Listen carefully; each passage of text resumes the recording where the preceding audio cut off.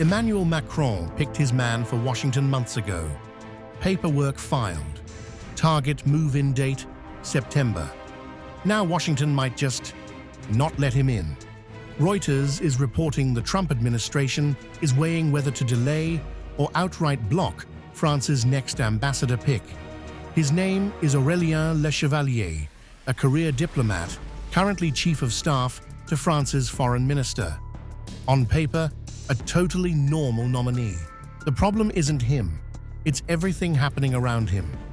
Here's the spark. Over the weekend, France's mission to the UN in Geneva posted something blunt on social media, accusing the US of no longer being a human rights leader, after Washington voted against extending the term of the UN's human rights chief. A chief who, by the way, has been a vocal critic of both Israel's actions in Gaza and US immigration detention deaths. That post wasn't a junior staffer going rogue, sources say. It went through official channels, and Washington did not take it well. A State Department official put it plainly, calling the French comments irresponsible and disrespectful, and promising an appropriate response. 24 hours later, tensions boiled over again. This time at the UN Security Council over Ukraine, where the US delegation actually got up and walked out, accusing France of grandstanding. So now you've got a genuinely strange situation on the table.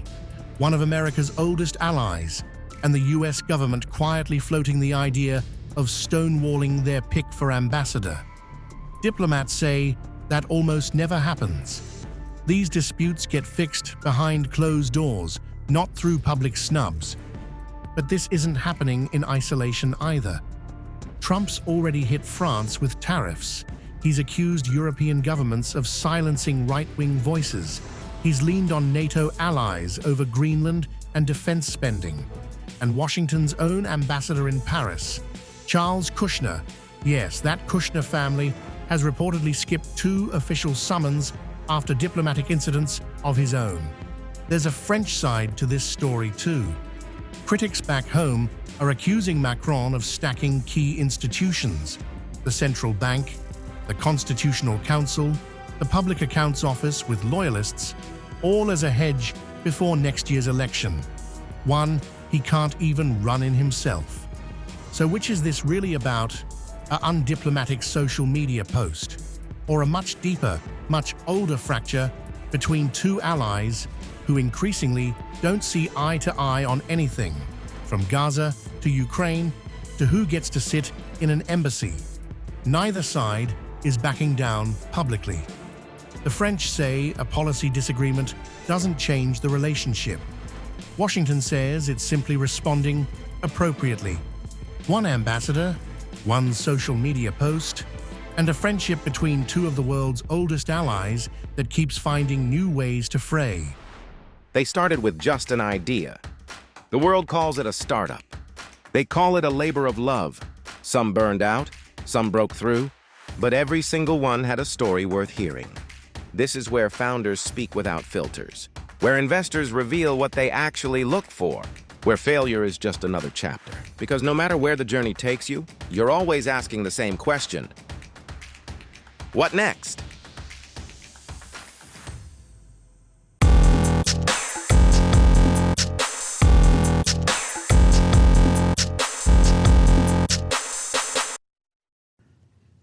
The United States renews its call for an immediate ceasefire and for Russia and Ukraine to negotiate in good faith a durable resolution of this war. The United States remains prepared to play a constructive role to achieve that outcome and to facilitate talks between Moscow and Kyiv. Our commitment to peace in Ukraine is unwavering. Finally, I must point out that there is a member of this Council that will feign moral outrage and pretend to lecture the rest of us about every topic, whether it's about the very conflict we're discussing yet again today, or even those unrelated to international peace and security, like human rights. That is why we walked out during France's intervention. This disingenuous grandstanding is tiresome, but we have tolerated it out of a sense of camaraderie and mutual respect as P5 members. We have stood by this member state through every conflict in which their freedoms have been imperiled, and today I remind them that it is the United States that remains the beacon of liberty for the world. As such, we will not be affording them the benefit of listening to their politicized drivel until they renounce their condescending and disrespectful rhetoric and behave in a manner commensurate with their seat on this council. I thank you. Monsieur le Président, nous fêtons cette année le 250e anniversaire des États-Unis. Et chacun sait la place que la France y a prise. Et il y a quelques jours, la Statue de la Liberté était illuminée, pas très loin d'ici. Nous avons particulièrement conscience de ce que c'est à San Francisco que la Charte a été adoptée et que les Nations Unies ont été créées avec pour objectif de travailler à la paix et à la sécurité internationale, aux droits de l'homme, au développement.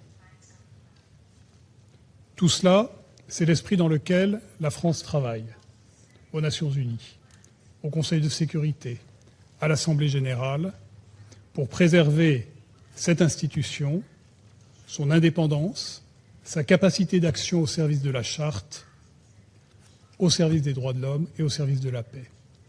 Dans l'enceinte qui nous réunit et dans le débat d'aujourd'hui, notre but, c'est de continuer à travailler avec tous ceux qui portent des initiatives de paix pour que l'Ukraine retrouve la paix, la sécurité, son intégrité territoriale, sa totale souveraineté. Je vous remercie. They started with just an idea. The world calls it a startup. They call it a labor of love. Some burned out, some broke through, but every single one had a story worth hearing. This is where founders speak without filters, where investors reveal what they actually look for, where failure is just another chapter. Because no matter where the journey takes you, you're always asking the same question.